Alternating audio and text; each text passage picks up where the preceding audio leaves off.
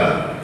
దాదాపు 30-40 వేలు చిన్న జీవితం లైఫ్. 30-40 వేలు సంపాదించుకునేప్పుడు నాకు కూడా ఆర్థిక కష్టాలు, బాధలు ఇవన్నీ ఉన్నాయి, సమస్యలు. ఎందుకంటే మ్యారేజ్ అయితే పిల్లలు, ఆ సంసారాన్ని సాగాలంటే వచ్చే డబ్బులు సరిపోవట్లేదు.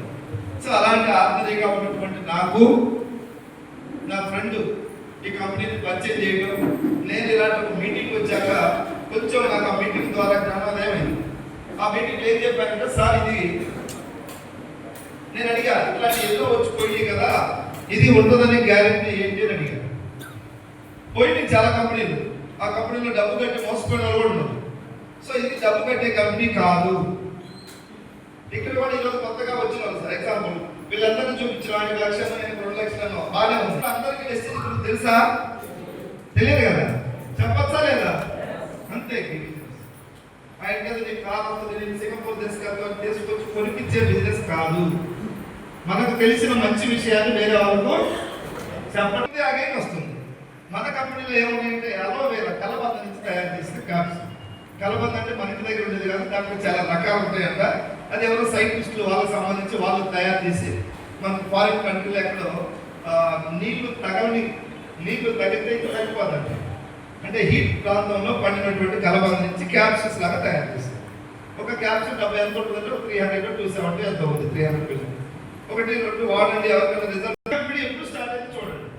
2004 జూన్ 2వ తారీఖు, ఇప్పుడు 2026, 22 సంవత్సరాలు చూస్తే 22 సంవత్సరాల నుంచి ఇక్కడ మెంబర్షిప్ తీసుకున్నారు. ఇండియా లెవెల్ అన్ని రాష్ట్రాల్లో ఉన్నాయి, అండమాన్ నికోబార్ దీవుల్లో కూడా.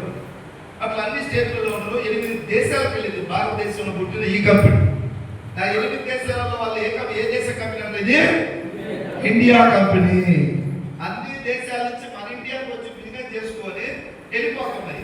మన ఇండియా కంపెనీ వేరే దేశాల్లో బిజినెస్ చేసుకొని ఇక్కడికి వస్తాం.